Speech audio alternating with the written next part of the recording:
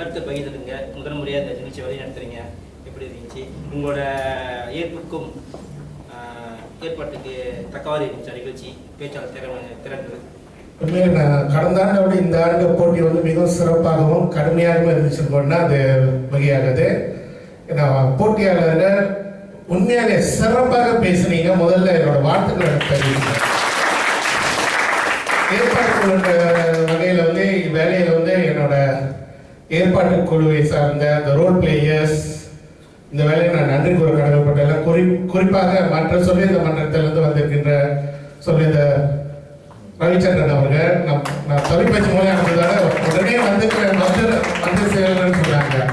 அந்த வகையில் அவரோட பாராட்டுகளை தெரிவித்துக்கிறேன். நீதிபதிகள் இவங்களுக்கெல்லாம் இதுக்கு ஒரு முக்கிய காரணகர்த்தா யாருன்னு கேட்டீங்கன்னா இந்த சங்கத்தின் ஸ்தாபகர் சொல்லியிருந்த கண்ணன் அவர்கள். நான் பல வகையில் எனக்கு பதிவு செஞ்சிருக்காங்க.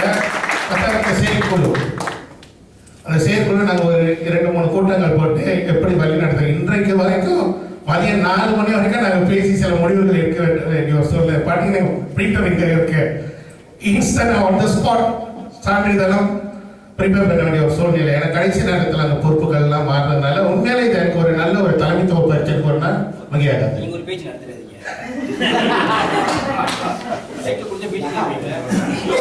முரளி எனக்கு ஒரு டவுட். சொல்லுங்க. நீ யாரை பார்த்தாலும் அண்ணா அண்ணா அண்ணான்னு சொல்றீங்களே, அப்ப உங்களுக்கு யார் தான் தம்பி? சொல்லுங்க முரளி, சொல்லுங்க. என்னோட வயதில் கூட உள்ளவங்க, உருவத்துல பெரியவங்க அண்ணான்னு கூப்பிடுவேன். இப்ப நீ அவனை சின்னவனா? இளமை எண்ணத்துல எனக்கு இளமையா இருக்கிறதுனால நான் சின்ன வேற மாதிரி பாருங்க. பார்த்தீங்களா? நன்றி.